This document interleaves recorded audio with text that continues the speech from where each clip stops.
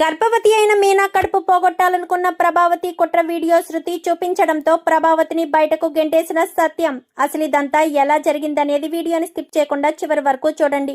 గుండె నిండా గుడిగంటలు upcoming episodes లో ఏం జరగబోతుందో ముందుగా తెలుసుకోవాలి అనుకుంటే వీడియోని లైక్ చేసి ఛానల్ ని సబ్స్క్రైబ్ చేసుకుని పక్కనే ఉన్న బెల్ సింబల్ లో ఆల్ పై క్లిక్ చేయండి. బాలు మీనా జోడీ కనుక మీకు నచ్చినట్లయితే కామెంట్ లో ఎస్ అని టైప్ చేయండి. మొత్తం మీద చూసుకున్నట్లయితే కనుక ప్రభావతి ఇంకా ఇంటికి వస్తుంది. శివ ప్రాబ్లం అయితే సాల్వ్ అవుతుంది. ఇంకా శివకు ఎగ్జామ్స్ దగ్గర పడడంతో చూడు శివ, నీకు ఎగ్జామ్స్ వస్తున్నాయి, అందుకే నేను ఇంత రిస్క్ చేసి ఎంత కష్టం అనుకున్నా నిన్ను జైలుకి గడప కూడా తొక్కనివ్వకుండా నిన్ను బయటే ఉండేటట్టుగా ప్రాబ్లం నుంచి బయట పడేటట్టుగా చేశాను అనేసరికి చాలా థ్యాంక్స్ బావా అంటూ కాళ్ళు పట్టుకునే ప్రయత్నం చేస్తాడు. నువ్వు నా కాళ్ళు పట్టుకోవాలనో నాకు కృతజ్ఞతలు చెప్పాలనో నేను ఇదంతా చేయలేదురా. మీ అక్కలిద్దరూ మీ అమ్మ నీ మీద ఎన్నో ఆశలు పెంచుకున్నారు. నువ్వు గొప్ప స్థాయికి వెళ్తావు అన్న ఉద్దేశంతో వాళ్ళు ఉన్నారు. అది నువ్వు గుర్తుపెట్టుకుంటే బాగుంటుంది అని చెప్పి ఇంకా అక్కడి నుంచి బాలు ఇంకా బయలుదేరతాడు. రామేనా వెళ్దామని బాలు మీనా అక్కడి నుంచి వెళ్ళిపోతారు. ఇంకా ఇక మీదటైనా జాగ్రత్తగా ఉండరా, ఆ గుణజోలికి వెళ్లకుండా అనగాని అలాగేనమ్మా, ఎక్కడికి వెళ్ళను, శ్రద్ధగా చదువుకుంటాను అని చెప్పి శివ లోపలికి వెళ్ళిపోతాడు. అమ్మయ్య, ఒక పెద్ద ప్రాబ్లం తీరిపోయింది. అక్కడ అత్తయ్య గారు ఇంటికి వచ్చేసారు. ఇంకిక్కడ వీడు కూడా చక్కగా ప్రాబ్లం నుంచి బయటపడ్డాడు. ఇంకా ఎలాంటి సమస్యలు లేకుండా ఉంటే బాగుంటుంది కదండి అని చెప్పాను. కానీ సమస్యలు లేకుండా జీవితాలు గడిచిపోతాయా మీనా? ఎప్పుడు ఏదో ఒక సమస్య తలెత్తుతూనే ఉంటుంది. వాటి నుంచి మనం బయట పడుతూనే ఉండాలి. నాకు ఒక విషయం అర్థం కావట్లేదు. అసలు నా ఫోన్లో ఉన్న వీడియో బయటికి ఎలా వెళ్ళింది, అసలు నా ఫోన్ ఎలా మిస్ అయిందో తెలియడం లేదు అనగానే తెలుస్తుందండి, ఈ రోజు కాకపోతే రేపైనా సరే మీరు ఆ విషయాన్ని తెలుసుకుంటారని నాకు బాగా తెలుసు అని. సరే పదండి, నాకు పూలు ఇవ్వాల్సిన టైం వచ్చింది, నేను పువ్వులు ఇవ్వడానికి వెళ్ళాలి అని చెప్పి మీనా కాస్త అక్కడి నుంచి ఇంటికి వెళ్ళి తన స్కూటీ వేసుకుని పువ్వులు తీసుకుని వెళ్ళిపోతుంది. బాలు గబగబా పైకి వెళ్ళి కొంతసేపు పైన గదిలో ఉంటాడు. ఉండేసరికి ఈలోపు సత్యం వెళ్తాడు. ఏంట్రా బాలు, శివకి వెళ్ళి ధైర్యం చెప్పావా అనగాని చెప్పాను నాన్న, నేనే వాళ్ళ దగ్గరికి వెళ్ళలేదురా, శివ అలా చేశాడని నాకు కోపం వచ్చింది అనేసరికి వాడు చిన్నపిల్లవాడు కదా నాన్న, వాడికి ఏది తోచితే అదే చెయ్యాలనుకుంటాడు. పైగా వాడి పక్కన గుణగాడు ఉండే అదంతా చేయించాడు. పాపం వాడేం చేస్తాడు? నువ్వు వాడికి ఎప్పుడూ అండగా ఉండాలి. నా ధైర్యంతో పాటు నీ ధైర్యం కూడా అత్తయ్య గారికి ఉంటే అత్తయ్య గారు ఎలాంటి బెంగ పెట్టుకోకుండా ఉంటారు. లేదంటే కొడుకు పరిస్థితి ఎలా అయిపోతుందని బాధపడే అవకాశం కూడా ఉంది కదా అంటూ చెప్పేసేసరికి వీలు చూసుకుని వెళ్తాను లేరా బాలు, ఏ ట్రిప్స్ ఏమీ లేవా అనగానే లేదు నాన్న, వెళ్తాను ఇప్పుడు అనేసరికి దేని గురించి ఆలోచిస్తున్నావు? నాకు అర్థం కాని విషయం ఏంటంటే అసలు నా ఫోన్లో ఉన్న వీడియో బయటికి ఎలా వెళ్ళిందా అని ఆలోచిస్తున్నాను అనేసరికి ఎలాగోలా వెళ్ళింది లేరా, వదిలేసే, ఇప్పుడు దాని గురించి డిస్కషన్ పెంచుకొని ఆలోచించడం వల్ల ఎలాంటి ఉపయోగం లేదు, వదిలేసే అంటున్నాను కదా అని చెప్పాను. కానీ సర్లే నాన్న అని బాలు గబగబా వెళ్ళి వాష్రూమ్లోకి వెళ్ళి స్నానం చేసి బయట ట్రిప్ ఉందంటే ట్రిప్కి వెళ్ళిపోతాడు. వెళ్ళిపోయేసరికి మీనా పువ్వులు ఇవ్వడానికి వెళ్ళింది కదా, మీనాకు సుశీలమ్మ ఫోన్ చేస్తుంది. ఏంటి మీనా, ఏం చేస్తున్నావు, ఈ మధ్య ఫోన్ కూడా చేయలేదు అనగానే ఏమి లేదులే అమ్మమ్మ, చిన్న సమస్య వచ్చింది, సమస్య నుంచి అయితే పరిష్కారం దొరికింది, ఇప్పుడు అంతా బాగానే ఉంది. సమస్యనా? నువ్వు బాలు ఉన్న చోట సమస్యలు తలెత్తే అవకాశమే ఉండదు మీనా. నువ్వు బాలు కలిసి ఉంటే ఎప్పటికీ ఏ ప్రాబ్లం రాకుండా ఎలాంటి సమస్యలు లేకుండా మీరు చూసుకుంటారన్న నమ్మకం నాకు ఉంది అని ఇంకా సుశీలమ్మ చెప్తుంది. అదే నమ్మకంతో ముందుకు వెళ్తున్నామమ్మమ్మ అని చెప్పాను. కానీ అది సర్లే, ఏదైనా శుభవార్త చెప్పే అవకాశం ఉందా అని చెప్పనేసరికి దేనికైనా సమయం రావాలి కదమ్మమ్మ అని చెప్పాను. కానీ సరే వీలు చూసుకుని వాడున్నప్పుడు ఫోన్ చేయి, వాడితో మాట్లాడాలని. నేను ఫోన్ చేద్దామంటే వాడు ఏ ట్రిప్లో ఉన్నాడో లేక నేను చేశానని కారు డ్రైవింగ్లో ఉన్నా మాట్లాడేస్తాడు వాడు. అందుకే ఇంటికి వచ్చాక నైట్ ఫోన్ చేయనగానే సరే అని చెప్పి ఇంకా ఫోన్ పెట్టేస్తుంది సుశీలమ్మ. ఫోన్ పెట్టేసేసరికి ఇంకా మీనా వాళ్ళ అమ్మ వాళ్ళకు చెప్తుంది, ఏదైనా అవసరమైతే నాకు ఫోన్ చేయండి, నేనే వస్తాను, మీరు ఇంటికి వచ్చి అవమానపడొద్దు అని చెప్పి మీనా వాళ్ళకి ముందే చెప్తుంది.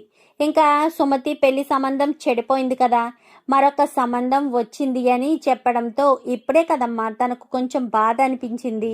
కొన్ని రోజులు ఉండని ఈ పెళ్లి సంబంధం ఎందుకు చెడిపోయిందో, మన కోసమేనేమో, ఇప్పుడు సుమతికి చేసుకునే ఆలోచన లేకే చెడిపోయిందేమో. అలా ఎందుకు ఆలోచించకూడదు? సర్లే వదిలేసే, ఇంకా దాని గురించి ఆలోచించడం అనవసరమని ఇంకా మీనా కాస్త ఫోన్ పెట్టేసి పువ్వులు ఇవ్వడం కోసమని వాళ్ళ అక్క దగ్గరికి వెళ్తుంది. ఇంక ఇలా బండి దిగడంతో కళ్ళు తిరిగి పడిపోబోయేసరికి వాళ్ళ అక్క పట్టుకుంటుంది. మీనా మీనా అని చెప్పి అక్కడ ఒక పీట ఉంటుంది కదా వాళ్ళకి, పీట మీద కూర్చోబెట్టి చెట్టుకు జారవేసి మొహం మీద నీళ్లు చల్లుతుంది. చల్లడంతో మీనా, అమ్మ మీనా ఏమైందమ్మా, అదేంటి అలా కళ్ళు తిరిగి పడిపోబోయింది, టిఫిన్ కానీ చేయలేదా ఏంటి అని టెన్షన్ పడుతూనే బాలుకి ఫోన్ చేయాలని వెంటనే తన ఫోన్ తీసుకొని బాలుకి ఫోన్ చేస్తుంది. చెప్పండి అని చెప్పాను కానీ ఎక్కడున్నా బాలు అనేసరికి నేను ట్రిప్లో ఉన్నానండి, ఆ ట్రిప్ క్యాన్సిల్ చేసుకునో లేక ఏదో రకంగా రా, మీనా కళ్ళు తిరిగి పడిపోయింది, నా షాప్ దగ్గరే ఉంది, నేను ఎన్నిసార్లు మొహం మీద నీళ్లు చల్లినా మీనా లేవడం లేదు, నువ్వు మీనా కోసం ఇంటికి రా, ఇక్కడికి రా అని చెప్పనేసరికి సరే అని ఇంకా గబగబా బాలు ట్రిప్పునైతే రాజేష్కి ఇచ్చి బాలు కాస్త బయలుదేరి వచ్చేస్తాడు. ఏమైందక్క, ఏం జరిగింది అనగానే అదిగో అక్కడ కూర్చుని ఉంది చూడు, చెట్టుకు జారేసి పడుకో పెడదామంటే ఇక్కడ ఏమీ లేవాయే, ఏం చేయాలో అర్థం కాలేదు, నువ్వు ట్రిప్లో ఉంటావని తెలుసు అయినా సరే ఫోన్ చేయక తప్పలేదు అని చెప్పనేసరికి కొంచెం సహాయం చేయండి అక్క, హాస్పిటల్కి తీసుకువెళ్తాను అనేసరికి మొహం మీద నీళ్లు చల్లేను బాలు, అయినా కరే తను స్పృహలోకి రాలేదు అని అక్క చెప్తుంది. సరే అక్క అని బాలు కాస్త సహాయంతో ఇంకా తనని తీసుకొచ్చి కారులో పడుకోబెట్టుకున్న తర్వాత సరాసరి హాస్పిటల్కి తీసుకువెళ్తాడు. తీసుకువెళ్ళేసరికి ఎవరివిడా అని డాక్టర్ అడగడంతో మా మిస్సెస్ కళ్ళు తిరిగి పడిపోయింది, ఏమైందో ఏంటో తెలియడం లేదు, మొహం మీద నీళ్లు చల్లి లేపాలని ప్రయత్నించినా స్పృహలోకి రాలేదు అని చెప్పి ఇంకా బాలు అయితే చెప్తాడు. చెప్పిన తర్వాత అవునా అని టెస్ట్ చేసేసరికి తను ప్రెగ్నెంట్గా ఉండడం వల్ల నీరసం అయిపోయింది, అందుకే తను స్పృహలోకి రాలేదు, అర్జెంటుగా 2 సెలైన్స్ ఎక్కించాలి అనగానే త్వరగా ఎక్కించండి డాక్టర్ అని చెప్పి బాలు చెప్పడంతో సెలైన్ అయితే ఎక్కిస్తారు. ఎక్కించేసరికి ఒక సెలైన్ బాటిల్ అయ్యి మరొక సెలైన్ బాటిల్ ఎక్కుతూ ఉండగానే మీనాకు స్పృహ వస్తుంది. ఏమైంది నాకు అనగానే ఏమైందా, కళ్ళు తిరిగి పడిపోయావు అని చెప్పనేసరికి నేనెప్పుడు కళ్ళు తిరిగి పడిపోయాను అని మీనా అనడంతో ఒక్కసారి జ్ఞాపకం తెచ్చుకో, ఎప్పుడు ఎక్కడికి వెళ్ళి కళ్ళు తిరిగి పడిపోయావో నీకే గుర్తొస్తుందని మీనా చెప్పేసేసరికి అవును శాంతక్క దగ్గరికి వెళ్ళి అక్కడే కళ్ళు తిరిగి పడిపోయానండి అనేసరికి తెలుసు కదా అని సైలెంట్గా ఉండు మీనా అని బాలు అయితే అనగానే సరే అని మీనా పడుకుని ఉంటుంది. ఈలోపు డాక్టర్ అయితే వచ్చి ఏమైంది, ఇప్పుడు ఎలా ఉంది, బాగానే ఉందా అనగానే నాకు బాగానే ఉంది, నేను అసలు ఎందుకు కళ్ళు తిరిగి పడిపోయిన డాక్టర్ అని చెప్పాను కానీ ఏంటి బాలు నువ్వేమీ చెప్పలేదు అనగానే లేదు డాక్టర్ నేనేమీ చెప్పలేదు అని బాలు అంటాడు. నాకేమైంది ఏంటి, ఎవరు ఏమీ చెప్పలేదా అని అనుకుంటున్నారు, అసలు నాకేం జరిగింది అనగానే నువ్వు తల్లివి కాబోతున్నావు అనేసరికి ఒక్కసారిగా మీనాకు చాలా ఆనందం అనిపిస్తుంది. బాలు కళ్ళల్లో చూసేసరికి అప్పటి వరకు తనలో దాచుకున్న ఆనందాన్ని మొత్తం బాలు బయటికి ఎక్స్ప్రెస్ చేయడంతో చాలా సంతోషపడిపోతుంది మీనా. ఏంటి డాక్టర్ ఏంటి మీరు అనేది అనగానే అవునమ్మా మీనా నువ్వు తల్లి కాబోతున్నావు అనేసరికి చాలా సంతోషపడుతూ ఏమండి అర్జెంటుకి శుభవార్త అమ్మమ్మ గారికి చెప్పాలి ఇందాకే ఫోన్ చేశారు అమ్మమ్మ గారు, శుభవార్త ఏదైనా చెప్తావా అంటూ అడిగారు, నేను ఏం మాట్లాడలేదు ఫోన్ చేయండి అనేసరికి సరే చేస్తాను షీలా డార్లింగ్కే కదా చేస్తాను అని చెప్పి వెంటనే సుశీలమ్మకు ఫోన్ చేస్తాడు. షీలా డార్లింగ్ అనగానే ఏంట్రా సాయంత్రం ఎప్పుడో ఫోన్ చేయమని చెప్పాను మీనాతోటి, ఇప్పుడే మీనా ఫోన్ చేసేసిందా, ఫోన్ చేసే అవకాశం వచ్చింది మరి ఇప్పుడు అంటూ బాలు అంటాడు.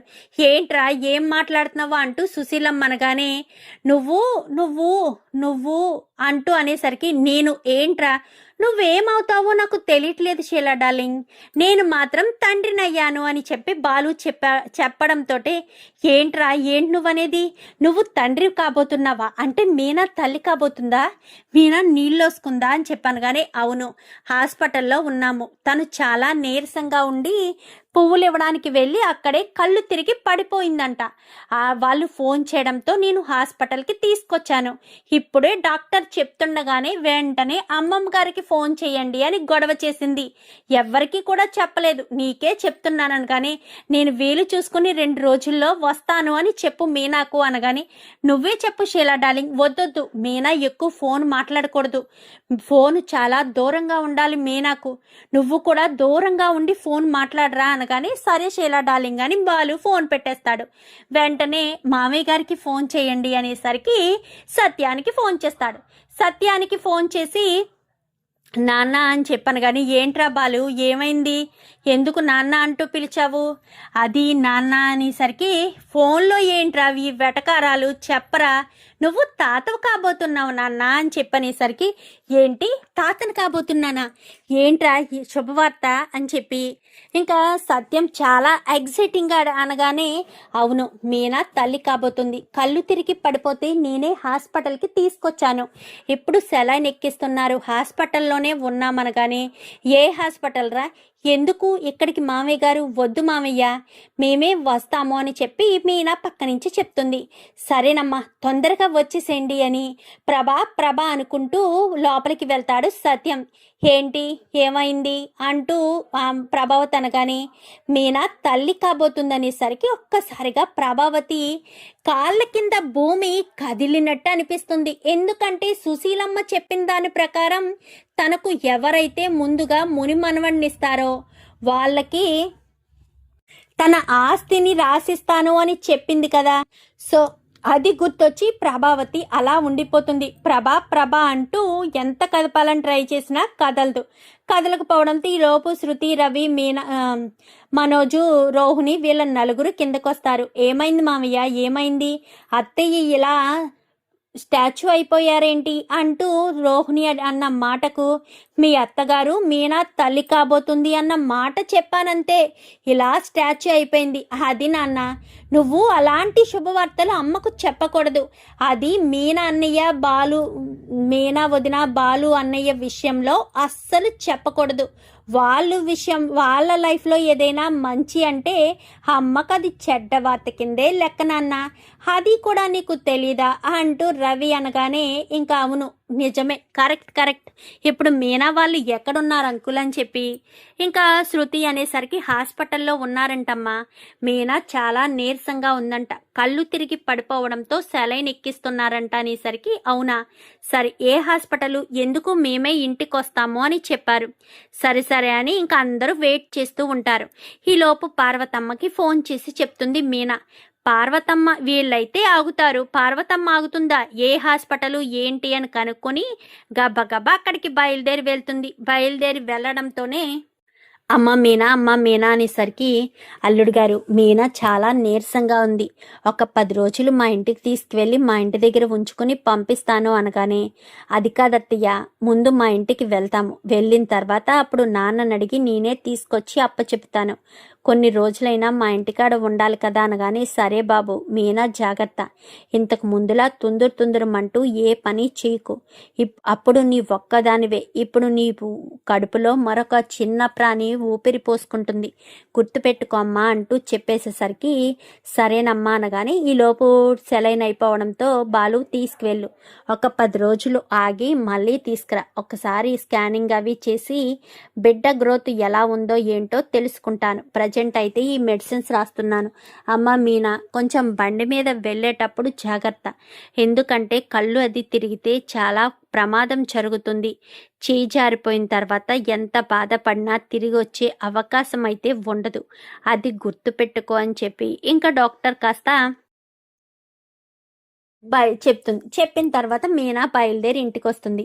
మీనా రావడంతో గుమ్మాలో నిలబెట్టి, ఆగమ్మ మీనా, అమ్మ రోహిణి వెళ్ళి మీనాకి హారతి తీసుకొచ్చి ఇవ్వి అనగానే, ఏం ఘనకార్యం సాధించిందని హారతి తీసుకొచ్చి ఇవ్వాలి అనగానే, తను కడుపుతో ఉంది, హాస్పిటల్కి వెళ్ళింది.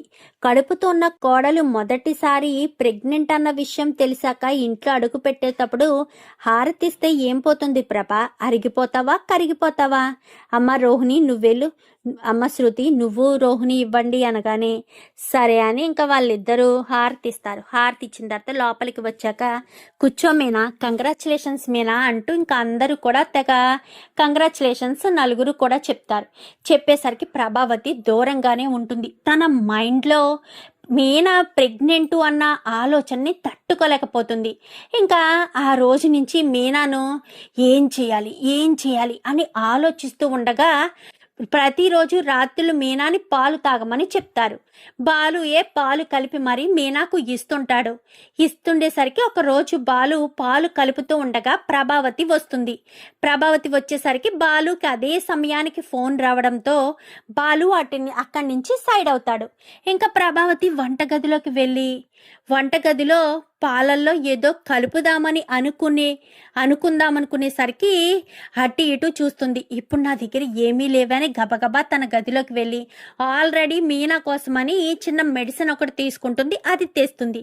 ఆంటీ ఏంటి ఎంత హడావిడిగా వెళ్తున్నారు అన్న ఉద్దేశంతో శృతి వెనకాలే వెళ్తుంది. బాలు చూస్తే బయట ఉంటాడు. బయట ఉండేసరికి ఇంకా ప్రభావతి వంటగదిలోకి వెళ్తుంది. ఆంటీకి వంటగది వైపు వెళ్ళదు. ఎప్పుడెందుకు వెళ్తుంది అని చాటుగా ఉండి చూస్తూ ఉండడంతో తను పైట చెంగులోంచి ఒక చిన్న పొట్లం తీసి పాలల్లో కలుపుతుంది. కలిపేసి తను ఏమవుతుందంటే ఈలోపు బాలు సరే ఉంటాను అని వంటగది వైపు వచ్చేస్తూ ఉంటే శృతి పక్కకు తప్పుకుంటుంది.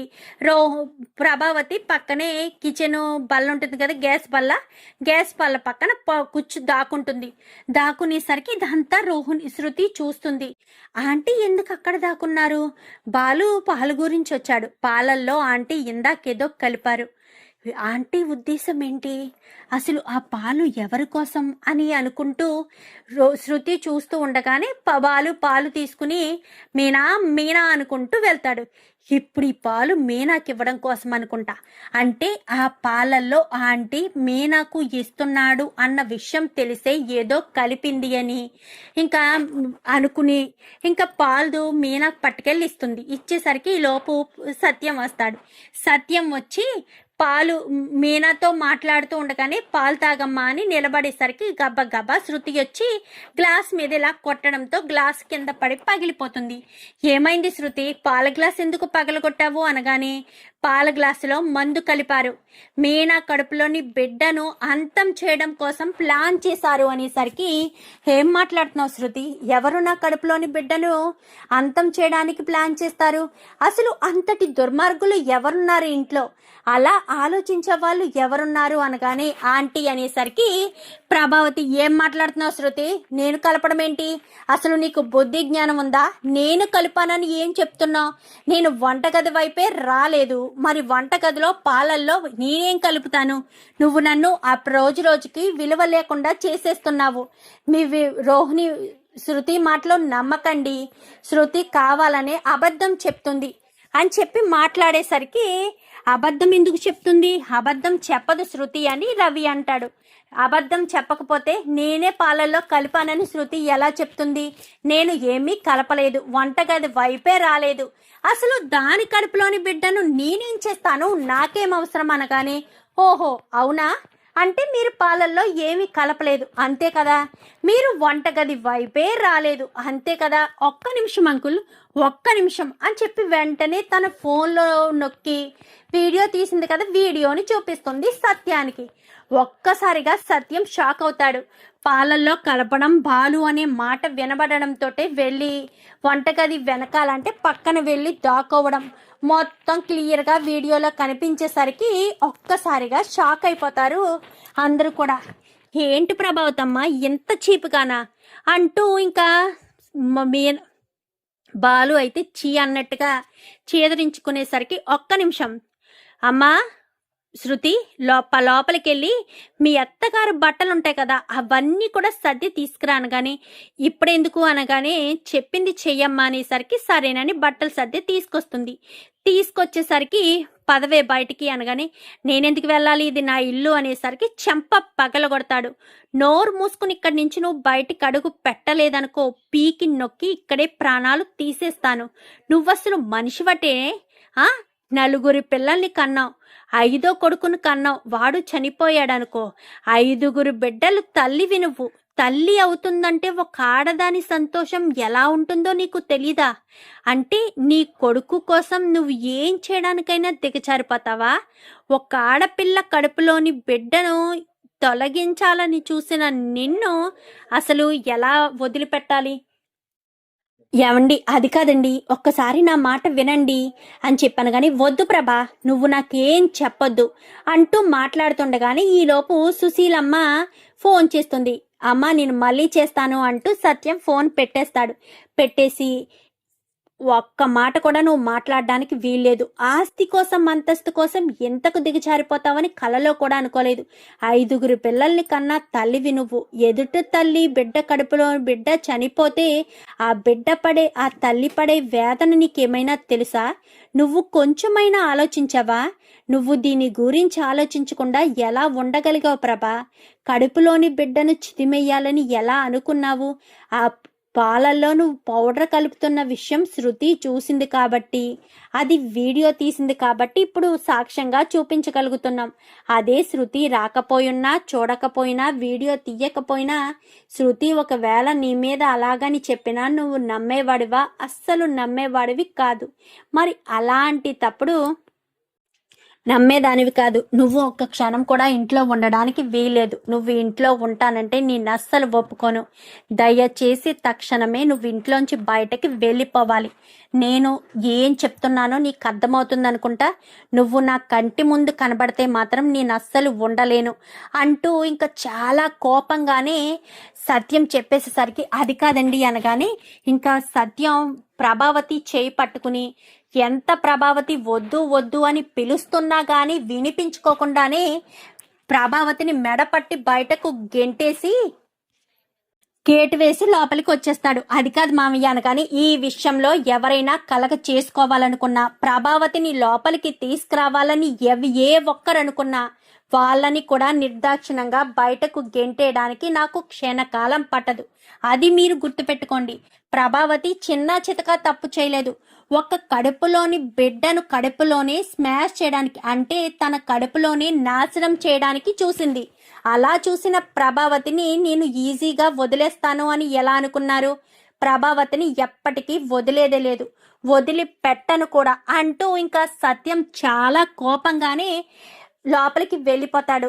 ఇంకా మీనా ఏడుస్తూ బాలుని పట్టుకునేసరికి బాధపడకు మీనా, నాన్న ఉన్నాడు కదా, సరైన సమయానికి శృతి చూసింది, చాలా థ్యాంక్స్ శృతి అనగానే అయ్యో అదేంటి అలా అంటారు? నేను సరైన సమయానికి వచ్చి చూసినందుకు సంతోషపడుతున్నాను. అదే గనక పాలు తాగేసి ఉంటే మీనాకు ఎంతో పెద్ద ప్రమాదం జరుగుండేది కదా. నేను అర్థం చేసుకున్నాను బాలు అంటూ ఇంకా శృతి అనేసరికి రామేనా వెళ్దాం ఇక్కడి నుంచి అని మీనాని తీసుకుని బాలు పైకి వెళ్ళిపోతాడు. ఇంకా ప్రభావతి అయితే బయటే నిలబడిపోయి ఉంటుంది.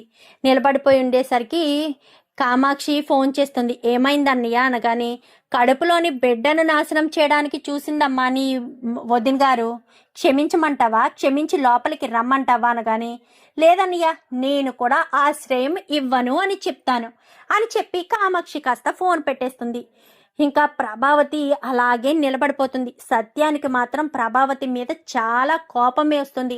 ఇప్పటి వరకు ఏదో అనుకున్నా కానీ ఇప్పుడు ఇంత కోపం ప్రభావతి మీద చూపించడంతో ప్రభావతి ఏం చేయాలో అర్థం కాని పరిస్థితికి వెళ్ళిపోతుంది.